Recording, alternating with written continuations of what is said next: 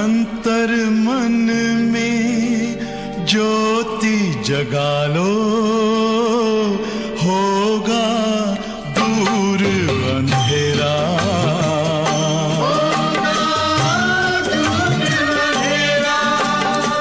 शिव का कर लो ध्यान, आ रहा पावन पुण्य सवेरा।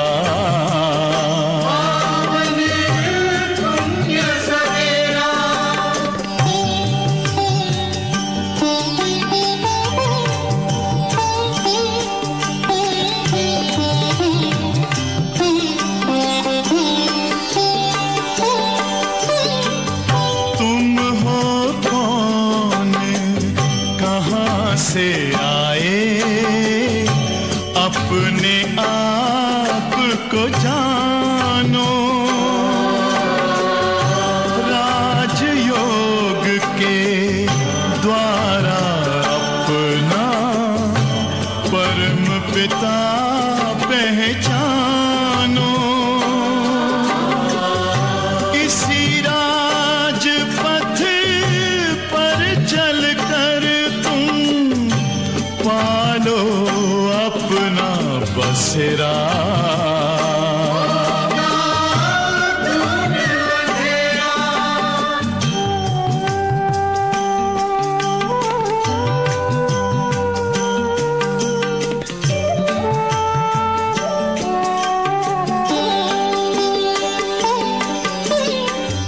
तुम हो आत्मा तन से न्यारे, परमात्मा को प्यारे।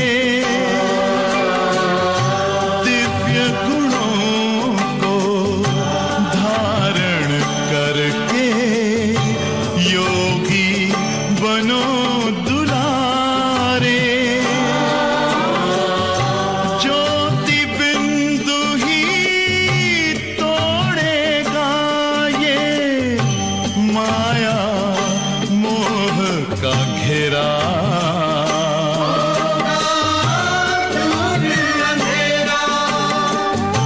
अंतर मन में ज्योति जगा लो, होगा दूर अंधेरा।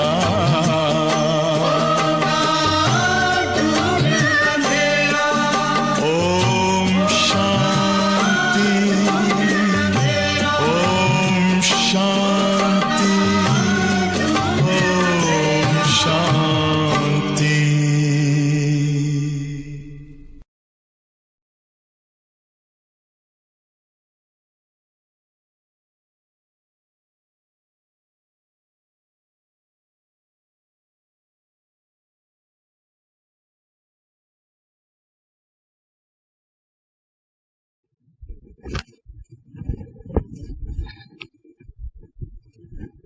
ओम शांति। मुरली की तारीख है 7/10/2020। आज बाबा ने बड़ी सरलता से मुरली में आत्माभिमानी बनने की हम बच्चों को प्रैक्टिस की कितनी जरूरत है बार बार स्मृति दिलाई है, और हमें भी यही अभ्यास दिन भर करना है। इसी अभ्यास से हम अंतिम स्टेज पर पहुंचते हैं। है भले पहला पाठ, लेकिन ये पहला पाठ हमें संपन्नता की ओर ले जाता है। ड्रामा में बाबा कहते हैं हर आत्मा का पार्ट नूंदा हुआ है। कोई भी आत्मा शांति धाम में बैठ जाए ऐसे तो हो नहीं सकता। हर एक को अपना पार्ट प्ले करना है। तो बाबा की मुरली सुनेंगे कि कैसे हम अंदर ही अंदर घोटते रहें कि मैं आत्मा हूँ, मैं आत्मा हूँ। मीठे बच्चे, आत्माभिमानी होकर बैठो। सब देखो हम कैसे बैठे, आत्माभिमानी होकर बैठे। बाकी सब घर के काम है, ये है वो है, अभी थोड़ी देर के लिए सब भूल जाओ। मैं आत्मा हूँ, बाबा की मुरली सुन रहा हूँ, सुन रही हूँ कानों के द्वारा, और जो बाबा बताएंगे वो मुझे करना है। यही संकल्प से हमें मुरली सुनना है। आत्माभिमानी होकर बैठो और अंदर घोटते रहो, मनन करते रहो। क्या?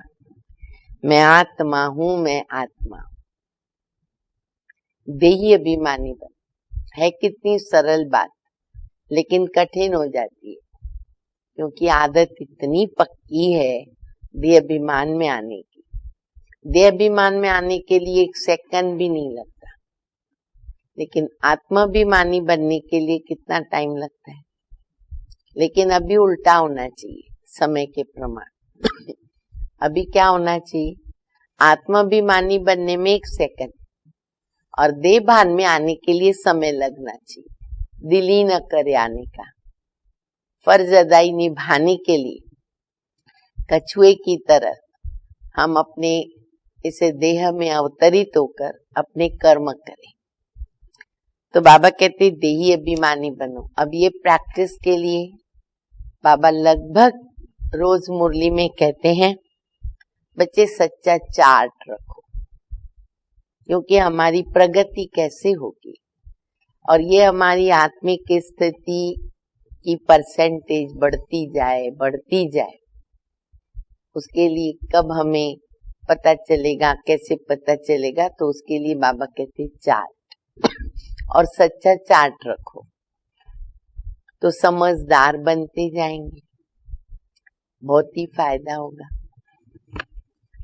प्रश्न है, बेहद के नाटक को समझने वाले बच्चे, जो बेहद का नाटक है 5000 वर्ष का, उसको समझने वाले बच्चे किस लॉ अर्थात नियम कायदे को अच्छी तरह समझते? उत्तर है, ये अविनाशी नाटक है। इसमें हरेक पार्टधारी को पार्ट बजाने अपने समय पर आना ही है। फिक्स है हमारा पार्ट। नाटक भी अनादि अविनाशी है। ये समझदार बच्चे समझते हैं। कोई कहे हम सदा शांति धाम में बैठ जाएं, वहीं बैठे रहें, बाबा जवाब देते ये लॉ नहीं है, कायदा ही नहीं है। एक मुरली में बाबा ने कहा था ना थोड़ा दिन पहले, मुझे भी आना पड़ता है, तो आप लोग कैसे छूट सकते? कोई आत्मा कायम के लिए तो छूट नहीं सकती है। उसे तो पाठधारी नहीं कहेंगे ना। ये बेहद की बातें बेहद का बाप तुम्हें सुनाते हैं। ओम शांति। बाबा ने मुरली की जो शुरुआत की है वह भी वैसे ही, अपने को आत्मा समझ करके बैठो। फिर से याद करो, देह अभिमान छोड़ करके बैठो। बेहद का बाप बच्चों को समझा रहे। अच्छा, समझाया किसको जाता? अंडरस्टूड। समझाया उनको जाता जो बेसमझ है। आत्मा समझती है कि बाप सच कहते हैं। क्या सच कहते? कि हम आत्मा बेसमझ बन गई। इसमें कोई सत्य बताने में हम लोगों को शर्म की लज्जा की बात ही नहीं। देह अभिमान में थे तो बेसमझी रावण ने दे दी हमको, उसके संग में बेसमझी आ गई, और समझदार तो बाबा ही बनाएंगे। मैं आत्मा अविनाशी हूँ, शरीर विनाशी है। मैं आत्माभिमान छोड़ दे अभिमान में फंस गया। कैसे अपने से बातें करे, कैसे ये स्थिति बनाए? बाबा हम बच्चों को यह भी रेडी करके दे रहे, हमें सोचना नहीं पड़ता। खाली मुरली की जो लाइन्स हैं वो अच्छी तरह पक्की करें, मनन करें, रिपीट करें। मैं आत्माभिमान छोड़ देह अभिमान में फंस गया तो बेसमझ ठहरे। बाबा कहते हैं सभी बच्चे बेसमझ हो गए दे अभिमान में आकर। फिर तुम बाबा के द्वारा देही अभिमानी बनते हो तो बिल्कुल समझदार बन जाते हो। कोई तो बन गए और कोई पुरुषार्थ करते रहते, फिर उसमें नंबरवार आ जाते हैं ना बच्चे। आधा कल्प लगा बेसमझ बनने में, एक जन्म में बाबा हमें समझदार बनाते, अभी तो बाबा ने मास्टर ज्ञान सागर बना दिया। फिर आधा कल्प तक वो समझ हमारे पास रहती है, अक्कल रहती है। फिर द्वापर युग के बाद वो कम होती जाती है, फिर बेसमझ बन गए। इस अंतिम जन्म में फिर समझदार बनते। आधा कल्प से बेसमझ होते होते 100% बेसमझ बन गए। अपने को ऐसा बोलने में कोई हर्जा नहीं, क्योंकि अब भी हम बेसमझ नहीं है। बाबा के बच्चे बेसमझ थे 100%, अभी बाबा ने समझदार बनाया। देह अभिमान में आकर ड्रामा प्लान अनुसार तुम गिरते आए। अभी तुमको समझ मिली है, फिर भी पुरुषार्थ तो बहुत करना है, क्योंकि बच्चों में दैवी गुण चाहिए। मुख्य बात है दिव्य गुणों को धारण करना, क्योंकि देवता बनना है, योग भी लगाना है बाबा से। लेकिन जो अवगुण हमने रावण के संग में अपने अंदर डाल दिए, उसकी जगह दैवी संस्कार तो डालने ही पड़ेंगे। इसलिए उसका ज्ञान भी जरूरी है और उसके ऊपर अटेंशन देना भी बहुत जरूरी है। हर 2 घंटे पर भी हम चेक कर सकते हैं मेरे आगे जो सामने बात आई, मैंने कौन से गुण को यूज किया और मैं विजयी बनी। ऐसे करते करते हमें दैवी गुणों को धारण करना है। परिस्थिति आई, सहन किया, हर्षित मुख रहे, गंभीर रहे, ऐसे चेक करते जाएं। बच्चे जानते हैं कि हम सर्वगुण संपन्न 16 कला संपूर्ण थे फिर इस समय निर्गुण बन गए, कोई भी गुण नहीं रहा। तुम बच्चों में भी तो नंबरवार पुरुषार्थ अनुसार इस खेल को समझते हैं। समझते समझते भी कितने वर्ष हो गए। अभी देखो बाबा के बच्चे हैं, कई 50 वर्ष हो गए ज्ञान में, तो कईयों को 5 ही वर्ष हुए, तो कईयों को कुछ मास हुए।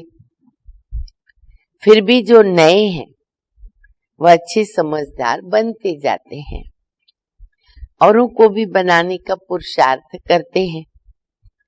कोई ने तो बिल्कुल भी नहीं समझा, और ये भी बाबा के बच्चे नंबरवार हैं। बेसमझ के बेसमझ बाबा के बच्चे बने, ज्ञान मिला, पर अभी तक समझदार नहीं बने। तभी बाबा आए हैं, समझदार बनाते हैं। बच्चे समझते माया के कारण ही तो हम बेसमझ बन गए ना। हम पूज्य थे, समझदार थे, फिर हम पुजारी बन गए तो बेसमझ बन गए। आदि सनातन देवी देवता धर्म प्रायलोप हो गया। इनका दुनिया में किसको भी पता नहीं है। ये लक्ष्मी नारायण कितने समझदार थे। नंबर 1 समझदार है लक्ष्मी नारायण। राज्य करते थे तो बाबा कहते बच्चे ततत्वम, तुम भी अपने लिए ऐसे समझो। ये बहुत बहुत समझने की बातें, बातें बड़ी सिंपल है, सरल है, फिर भी समझने की है। सिवाय बाबा के कोई समझा न सके। अभी महसूस होता है बाप ऊंच ते ऊंच, समझदार ते समझदार होगा ना। एक तो वो ज्ञान का सागर है, सर्व का सदगति दाता भी है, पतित पावन भी है। एक ही की तो महिमा है, अपरम अपार महिमा। इतना ऊंचते ऊंच बाप आकर के बच्चे बच्चे कहकर देखो कितना अच्छी तरह समझाते, इतना ऊंच हाईएस्ट अथॉरिटी, ऑलमाइटी अथॉरिटी आके साधारण रीति से हम बच्चों को बच्चे बच्चे कह के समझाते हैं। बच्चे भी पावन बनना है, उनके लिए बाबा एक ही दवाई देता है, कहते योग से तुम भविष्य 21 जन्म निरोगी बन जाएंगे, तुम्हारे सब रोग दुख खत्म हो जाएंगे, हम मुक्ति धाम चले जाएंगे। अविनाशी सर्जन के पास ना एक ही दवाई है। कोई कोई ऐसे होते हैं ना, एक ही दवाई बोलेंगे सब बीमारियां दूर करेगी। आजकल ऐसी एडवर्टाइज भी आती है, तो ये भी तो हमारे संगम युग का कर्म है ना। बाबा कहते ये एक ही दवाई है, दुखों को हरने के लिए, पापों को खत्म करने के लिए, पुण्यात्मा बनने के लिए। एक ही इंजेक्शन आत्मा को आकर के लगाते हैं। ऐसे नहीं कोई मनुष्य बैरिस्ट्री भी करेंगे, इंजीनियरिंग भी करेंगे, एक ही लाइन पकड़ते ना, नहीं तो न इधर के रहेंगे न उधर के रहेंगे। हर एक आदमी अपने धंधे में लग जाते, जिस लाइन को पकड़ा उसके पीछे पीछे प्रगति करते हैं।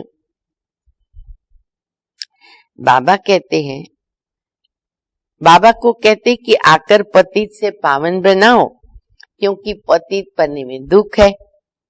शांति धाम को पावन दुनिया नहीं कहेंगे, पावन धाम है शांति धाम। पावन तो है ही है, पर पावन दुनिया नहीं है, दुनिया तो इधर ही है ना। और स्वर्ग को क्या कहेंगे? पावन दुनिया। देखो ये भेंट समझने की है, ऐसी ऐसी बातों में बाबा कहते समझदार बनो। वो पावन धाम है, स्वर्ग पावन दुनिया है। ये भी समझाया है, मनुष्य शांति और सुख चाहते हैं।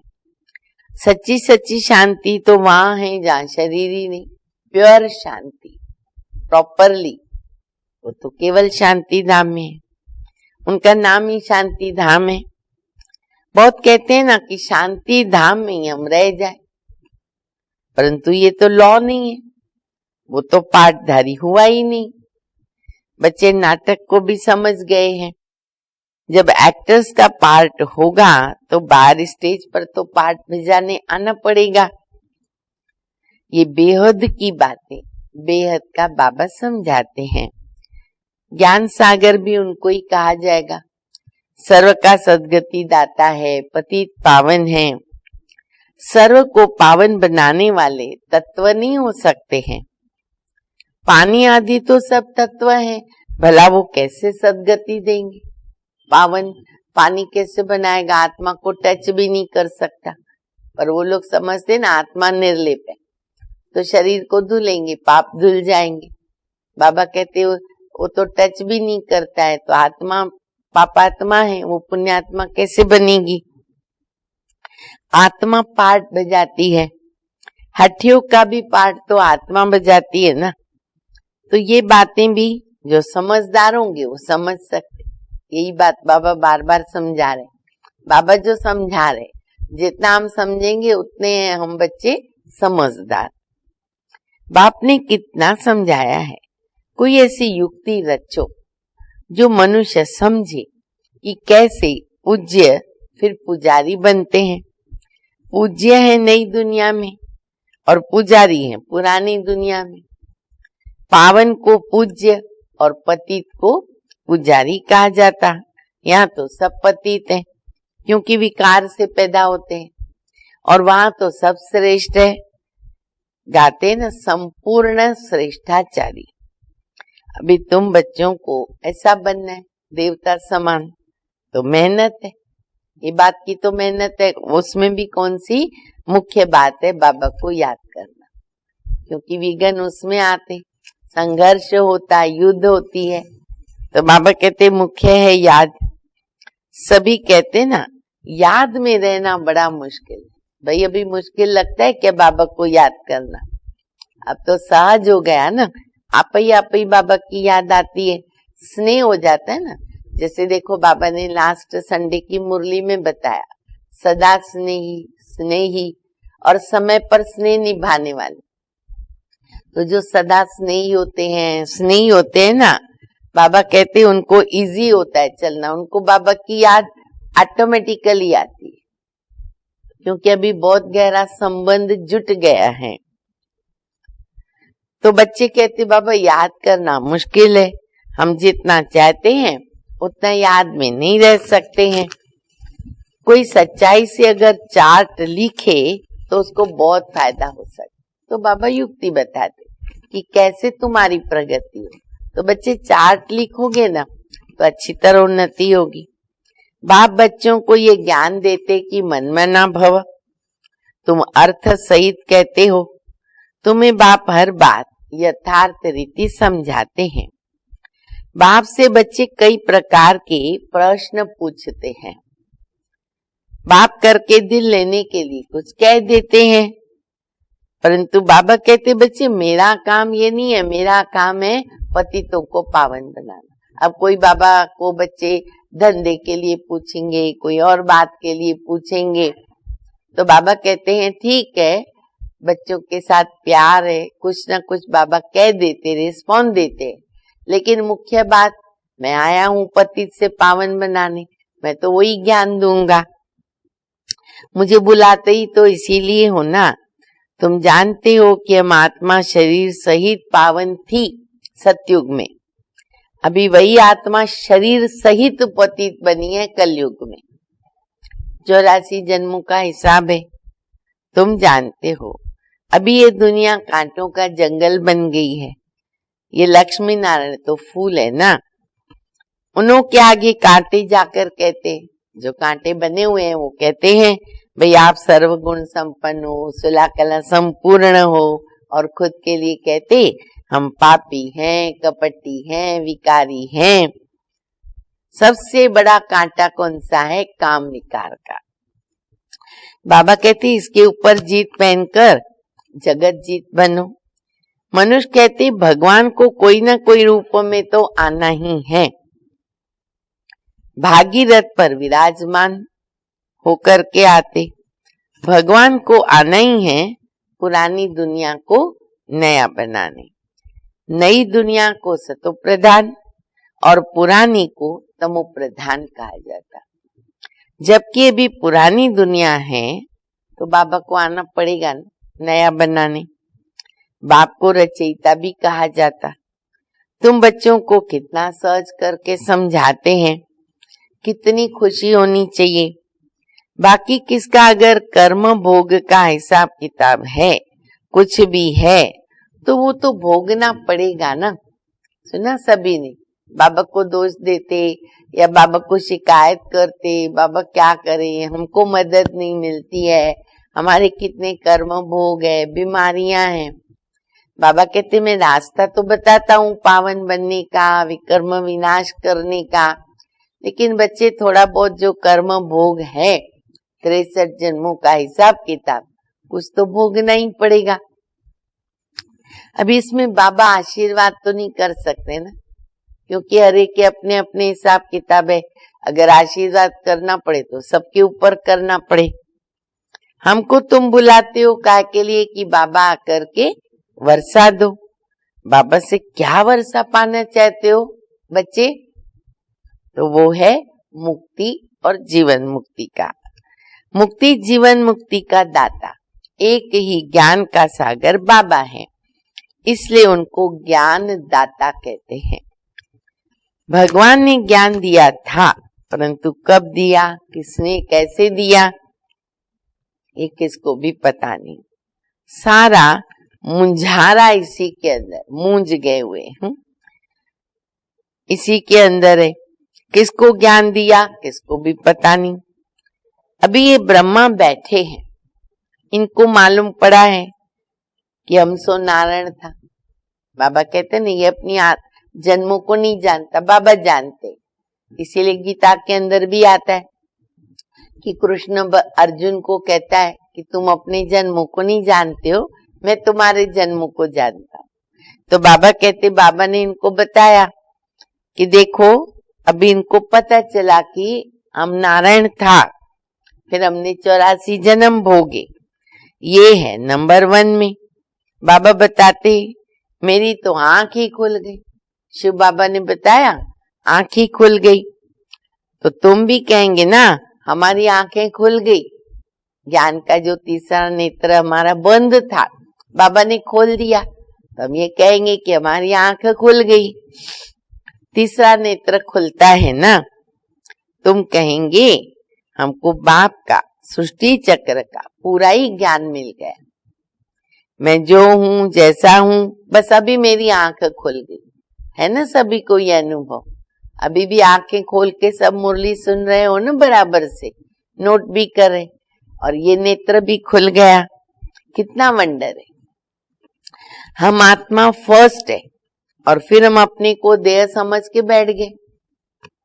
आत्मा कहती है ना हम एक शरीर छोड़ दूसरा लेती हूं, फिर भी हम अपने को आत्मा भूल करके देहाभिमानी बन जाते हैं। इसलिए अब तुमको पहले पहले ये समझ, बाबा कहते मैं देता हूं, बच्चे अपने को आत्मा समझकर बैठो। फिर से देखो अपने को आत्मा समझ के मुरली सुन रहे हैं। अंदर में घोटो, घोटते रहो। क्या? मैं आत्मा हूं, मैं आत्मा हूं। आत्मा न समझने से बाप को भूल जाते हैं। फील करते हो कि बरोबर हम घड़ी घड़ी देहाभिमान में आते। हम सभी बच्चे फील करते, जितना ज्यादा रहना चाहे उतना रह नहीं पाते।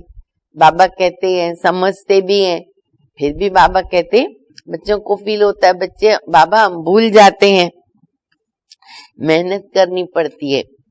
यहाँ बैठो, आत्माभिमानी होकर के बैठो। बाबा कहते हम तुम बच्चों को राजाई देने के लिए आया हूं।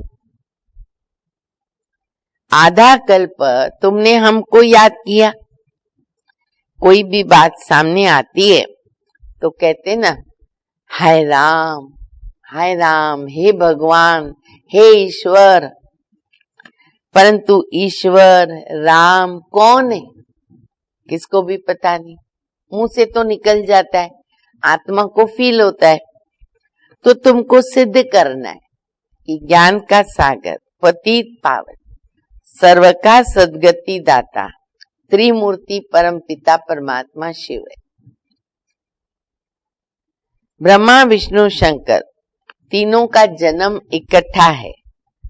सिर्फ शिव जयंती नहीं, त्रिमूर्ति शिव जयंती, क्योंकि शिव बाबा आएगा तो इनों का काम चालू होगा। सबसे पहले बाबा ब्रह्मा में प्रवेश करते, स्थापना का कार्य शुरू करते। स्थापना के साथ थोड़ी थोड़ी विनाश की तैयारियां शुरू हो जाती है, तो बाबा आएंगे तो वो कार्य आरंभ होगा ना। इसलिए बाबा कहते हैं शिव जयंती खाली नहीं, त्रिमूर्ति शिव जयंती। जरूर जब शिव की जयंती होगी तो भी ब्रह्मा की भी तो जयंती होगी ना, साथ साथ हो गई। शिव की जयंती मनाते हैं, परंतु ब्रह्मा ने क्या किया? लौकिक, पारलौकिक, और ब्रह्मा बाबा है हमारे अलौकिक पिता। ये है प्रजापिता ब्रह्मा।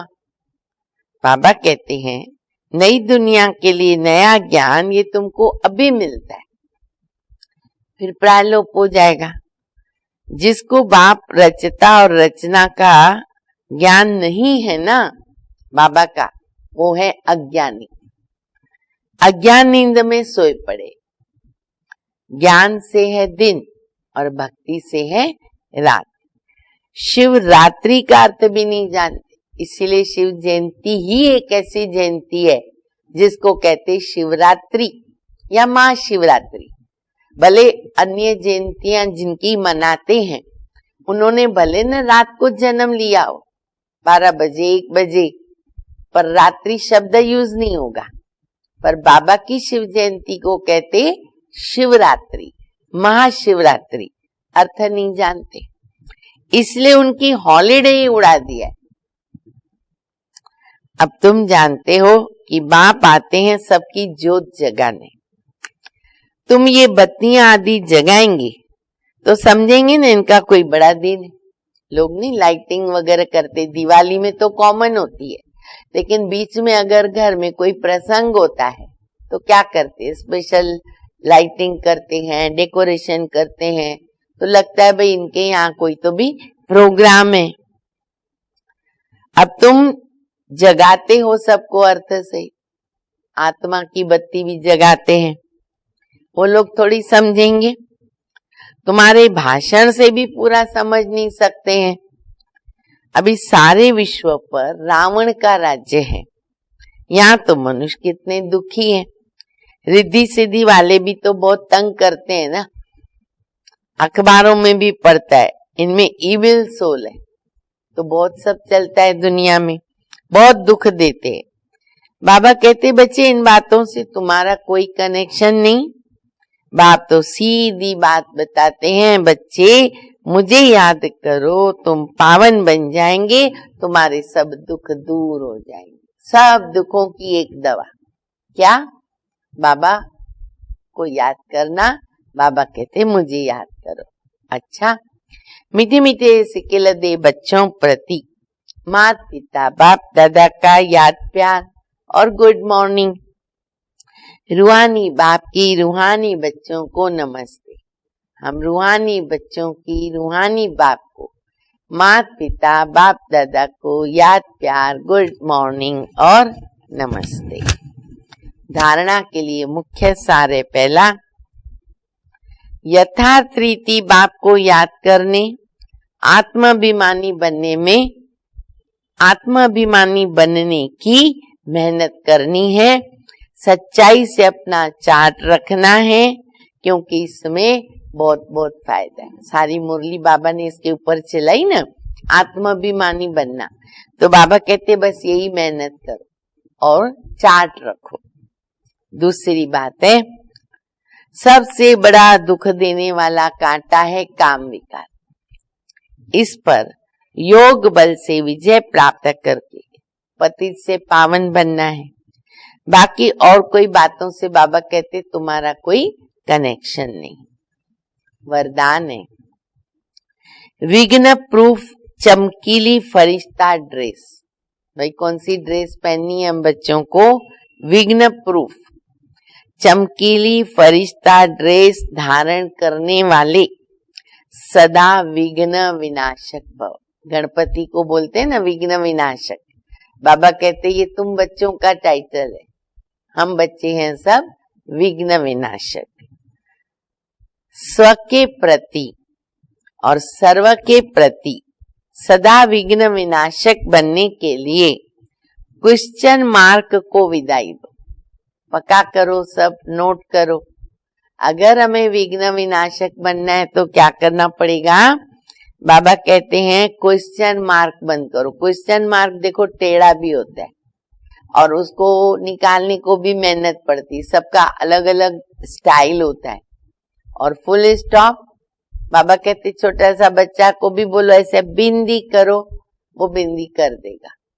तो क्वेश्चन मार्क बंद करो और फुल स्टॉप के द्वारा सर्व शक्तियों का फुल स्टॉक करो, स्टॉक जमा करो शक्तियों का, क्योंकि वही काम आता है विघ्नों के अंदर।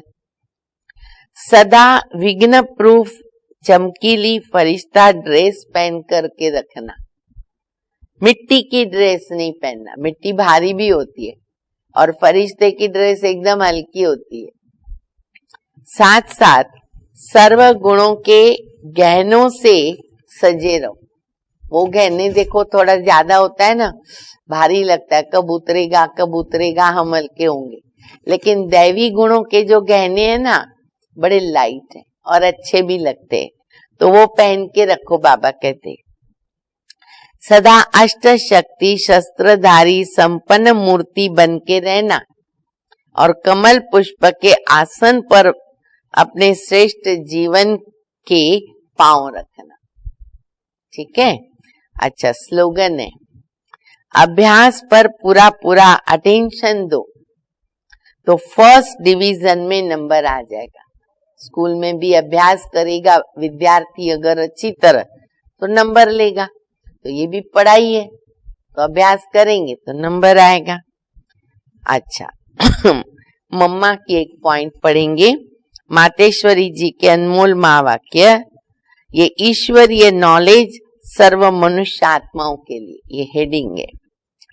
पहले पहले तो अपने को एक मुख्य पॉइंट ख्याल में अवश्य रखनी है, जब इस मनुष्य सृष्टि झाड़ का बीज रूप परमात्मा है, तो उस परमात्मा के द्वारा जो नॉलेज प्राप्त हो रही है वो सब मनुष्यों के लिए जरूरी है। सभी धर्म वालों को ये नॉलेज लेने का अधिकार है। भले हर एक धर्म की नॉलेज अपनी अपनी है, हर एक का शास्त्र भी अपना अपना है, और हर एक की मत भी अपनी अपनी है, हर एक का संस्कार भी अपना अपना है, फिर भी ये नॉलेज सबके लिए। कितनी अच्छी बात मम्मा ने बताई, फिर से रिपीट करती हूं मैं। मम्मा बता रहे हैं कि क्यों सबके लिए जरूरी है, अधिकार है सब बच्चों का इसके ऊपर।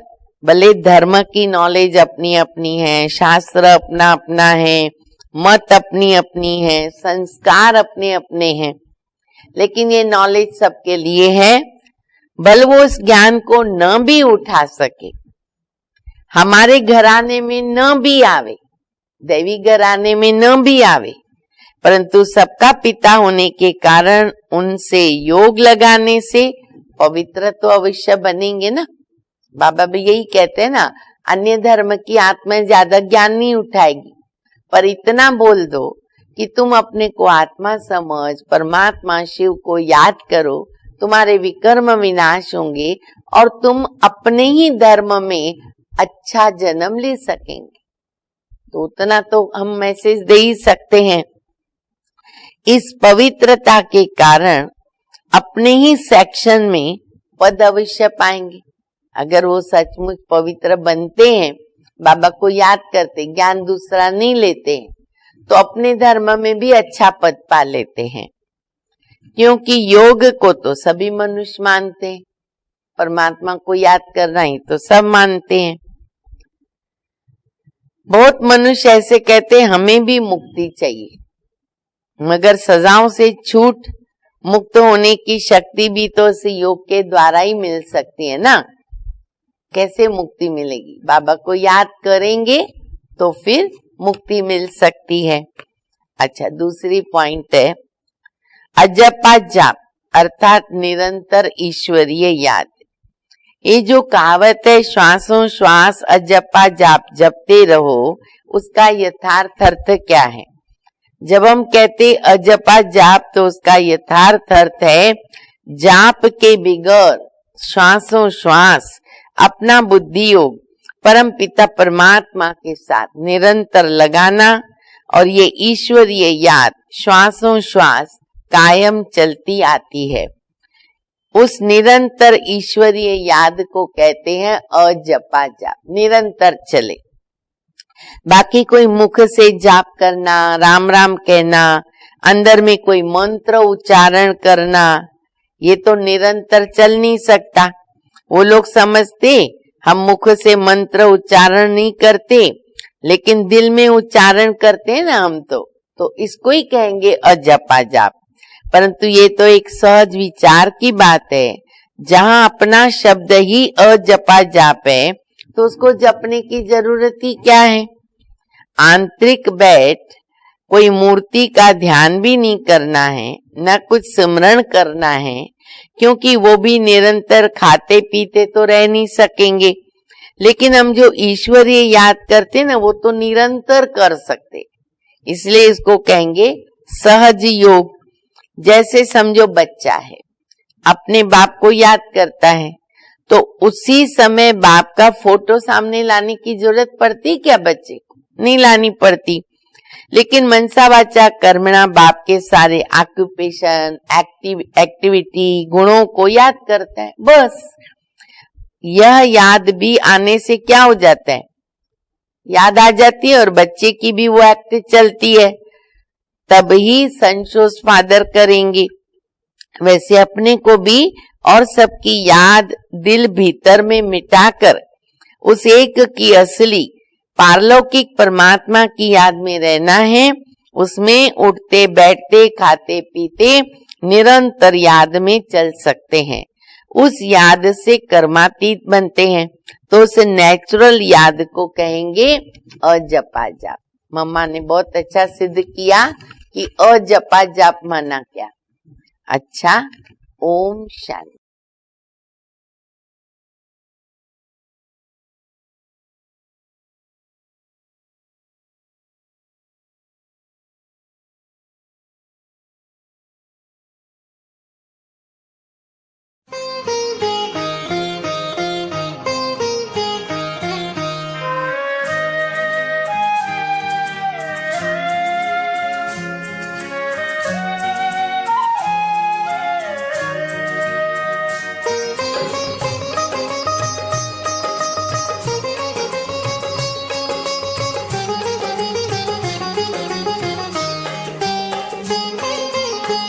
कितनी ही सदियां बीते, ये जग कितना ही बदले, बाबा तेरी यादों के दीप हमेशा रहेंगे जले। कितनी ही सदियां बीते, ये जग कितना ही बदले,